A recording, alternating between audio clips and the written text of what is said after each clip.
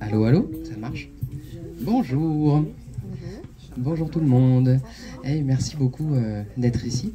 C'est un plaisir toujours pour nous. Je m'appelle Louis Poulain, je suis le co-directeur ici à la librairie L'Alphabet. Toujours un plaisir pour nous de recevoir des auteurs et des autrices dans notre librairie. C'est toujours un moment qu'on aime vraiment beaucoup. Surtout quand c'est un premier roman. Donc c'est vraiment chouette. On est là pour encourager la culture québécoise. C'est vraiment notre mandat. On est là pour ça. On a fait des rénovations récemment pour accompagner encore mieux ce genre de projet.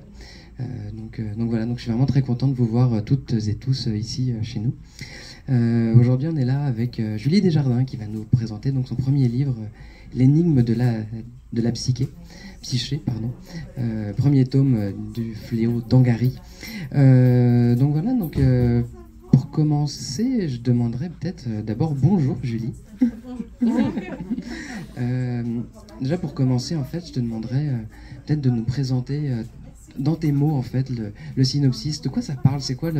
Qu'est-ce que c'est que ce fléau d'Angari et cette énigme de la psyché? Merci beaucoup et merci à vous aussi d'être présent. Donc, il y aurait beaucoup de choses à dire, mais je vais essayer de garder ça simple. Donc, c'est l'histoire d'Oriane, qui est une scientifique qui vit dans une très grande pression à la performance, qui un jour est forcée de sortir de chez elle, de sortir de la faculté, et elle se retrouve à visiter la ville où elle vit, mais qu'elle ne connaissait pas vraiment. Et elle se rend compte que tout n'est pas qu'une utopie. On est dans un monde qui est très différent du nôtre. Les êtres humains sont regroupés dans des cités et il existe des nouvelles technologies. C'est après notre époque, et en particulier la technologie de psychisme. Et la psyché, c'est un miroir technologique qui permet de communiquer par la pensée avec d'autres personnes. En fait, c'est ça, dans ce monde-là, dans ce monde dystopique, en fait, finalement, qui arrive après un cataclysme dont on ne saura pas, d'ailleurs, d'où il vient, qu'est-ce qui s'est passé, on ne saura pas. Pas encore. Ah, pas encore. Oh là là là là. Oh, il y a peut-être des questions qui s'en viennent après, là-dessus. Ouais, non, c'est ça. Dans ce monde-là, le monde, il est dirigé par des castes, par une caste de scientifiques. C'est les scientifiques, en fait, qui dirigent le monde. Donc, oubliez les politiciens, oubliez oubliez ça en fait. Moi j'avais une question en fait, vu que le monde est dirigé par les scientifiques. Je sais que toi t'as un doctorat en mathématiques, t'es enseignante également, puis je me demandais en quoi cette matière, en quoi le domaine scientifique en fait influence ton écriture, en quoi est-ce que ça parle et en quoi ça résonne en fait finalement. Le monde dirigé par des scientifiques est venu après.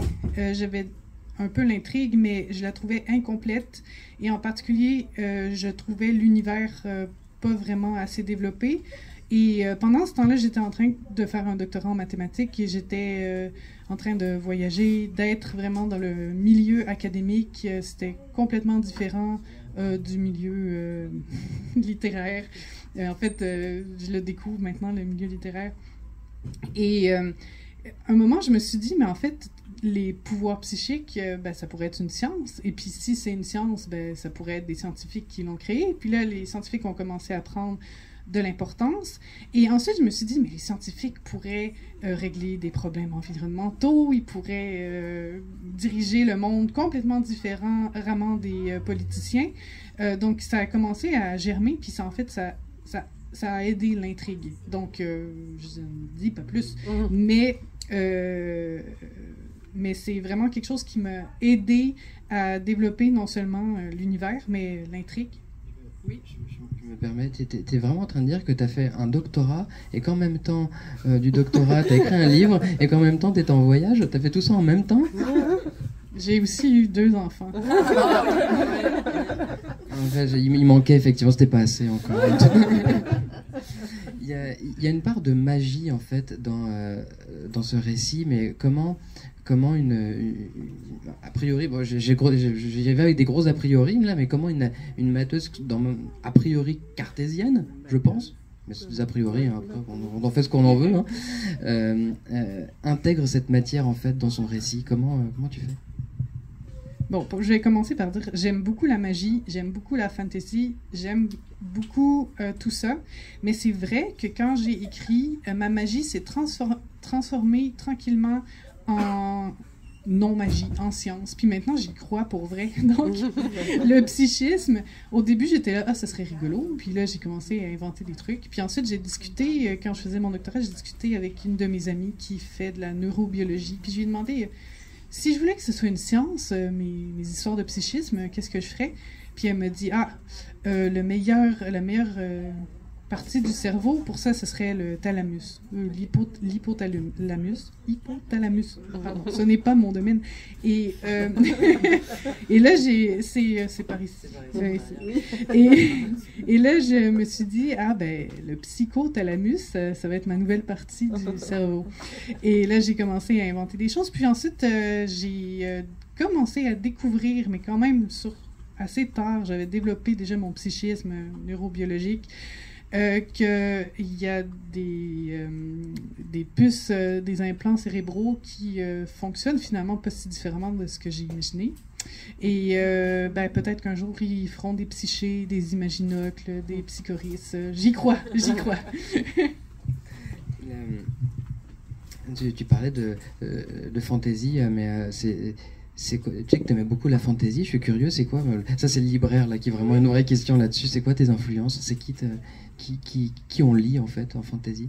Mettons, si tu devais faire une libraire de toi-même, qu'est-ce que tu conseillerais en fantaisie? Harry Potter. Mais j'aime une grande diversité. J'aime pas seulement la fantaisie, mais en fantaisie, mes influences, ce serait Harry Potter. Mais aussi, j'ai bien aimé la passe miroir. Ça m'a aidé à développer certains vocabulaires que avant j'avais pas du tout. En fait, au début, tous mes objets psychiques étaient le même truc. Puis la passe miroir m'a aidé à développer ça, à catégoriser les différents pouvoirs, parce que sinon c'était un grand flou de qu'est-ce qu'on peut faire. Donc je peux dire ça, et puis je pourrais continuer à blablater puis vous donner toutes sortes d'autres conseils. Moi j'adore ça, je peux rester des heures à toi. Moi j'aime vraiment beaucoup les studios Ghibli. Oui. Et ça m'a fait découvrir une auteure anglaise qui s'appelle Diana Wynne-Jones, qui a écrit Le Château ambulant, ça s'appelle Le Château de Hurle, mais aussi vraiment beaucoup d'autres livres que j'aime vraiment beaucoup. Cette autrice, je l'ai encore découvert tardivement, j'écrivais déjà, mais j'ai trouvé que son humour, ses mondes se rapprochaient des miens. Puis maintenant, j'ai tous ces livres à la maison en plusieurs exemplaires. C'est vraiment une passion pour moi, cette autrice. Mais j'aime particulièrement glisser de l'humour. Donc, s'il y a de la fantaisie, comme Harry Potter aussi, c'est l'humour que j'aime dedans. Donc, si c'est la fantaisie, c'est pas que, c'est aussi comment c'est écrit. Est-ce qu'on est... est-ce que c'est chouette de le lire, si je peux dire comme ça. Donc la passe miroir, Harry Potter en vente dans toutes les meilleures librairies, évidemment, que vous connaissez. Moi, il y a un truc aussi alors, j'ai vraiment appris quelque chose. Je connaissais le steampunk, je ne sais pas si vous connaissez, le steampunk, en gros, une révolution technologique faite à base de vapeur. En gros, tout fonctionne à la vapeur dans ce monde-là. Ça, c'est le steampunk, ok, ça on l'a. Mais je ne connaissais pas du tout le solarpunk. Moi, je ne connaissais pas du tout. C'est comme si la révolution technologique, elle avait eu lieu grâce aux énergies solaires et aux matières et aux énergies renouvelables. Moi, je connaissais pas du tout cette notion. Je voulais en fait que tu nous la partages et puis nous dises enfin, c'est quoi. Je connaissais pas, en tout cas. Moi, je suis curieux. C'est pas une notion que je connaissais avant, puis je me suis pas dit tiens, je vais écrire du solarpunk. C'est après que j'ai terminé non seulement mon manuscrit, mais quasiment la maquette du livre. Je suis tombée sur ce mot, puis je me suis dit, mais ça décrit vraiment très bien mon livre. Je pensais que j'écrivais du steampunk qui serait pas victorien, dans lequel il y aurait beaucoup de mauvaises herbes et des éoliennes. Puis là, j'ai découvert le solarpunk, puis je me suis dit, mais voilà, j'ai trouvé mon étiquette. Après, oui, c'est une étiquette qui est habituellement plus une esthétique ou une philosophie. Des romans, il y en a, mais d'habitude, c'est plutôt... ouais, ou une architecture. Donc, c'est vraiment très large comme étiquette. Pour la littérature, c'est quand même peu fréquent, mais moi, je trouve que ça décrit bien mon intention derrière le livre. D'accord. Puis, moi, il y avait au début de notre conversation, tu disais, ouais, c'est un monde qui est pas vraiment comme le nôtre, etc. Moi, je suis un peu tiqué, je me dis, bah, il y a quand même quelques petits points communs. Et notamment, c'est un monde, en fait, tu décris un monde qui est quand même plein d'inégalités sociales. Puis ton personnage principal, Lauriane, va nous le faire vivre avec ses yeux un peu... Moi, je la trouve un peu naïve. En tout cas, elle est très naïve. Parce qu'elle connaît pas, elle vient de la très haute bourgeoisie, ce que je nommerais moi de la très haute bourgeoisie, puis elle descend en fait vers des classes beaucoup plus prolétaires, j'y vais avec ce terme-là, mais donc ça, il y a plein d'inégalités sociales, puis elle les dévoile au gré de son aventure.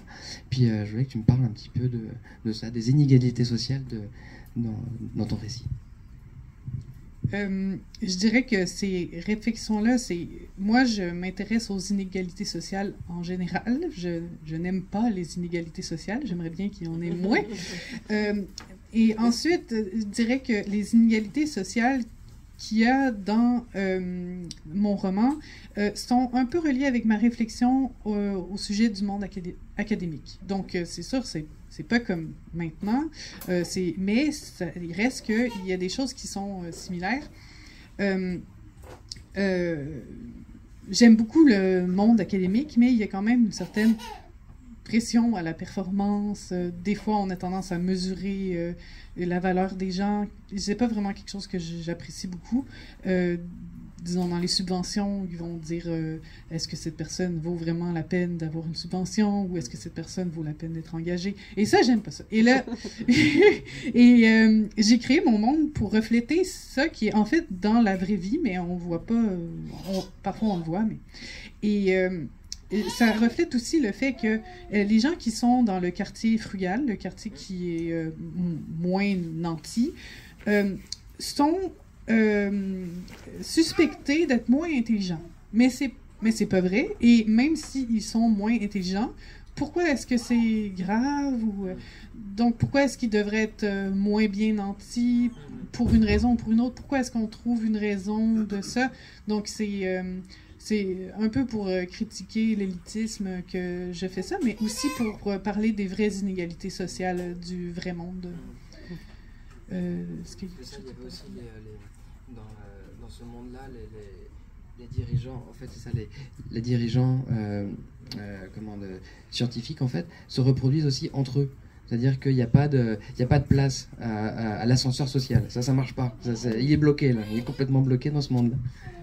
Mais je vais quand même dire que c'est pas tout à fait exact, même si c'est, au final, oui, mais il y a quelque chose d'un peu différent de maintenant, c'est que le mariage est professionnel, donc on va s'associer pour le professionnel, mais on va pas faire d'enfants avec son mari ou sa femme.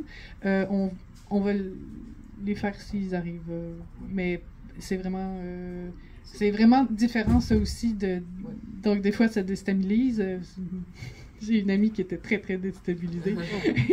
Et d'ailleurs, je lui dis bonjour.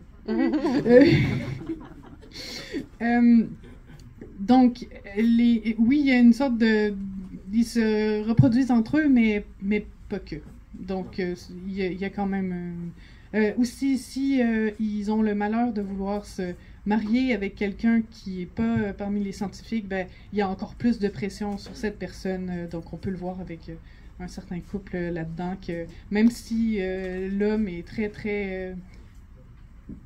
très bon, très parfait, vraiment un mari idéal. C'est professionnel, donc ça marche pas. Le mari il est là pour pour aider, pour faire les tâches administratives qu'on ne veut pas faire. C'est par les tâches. Puis,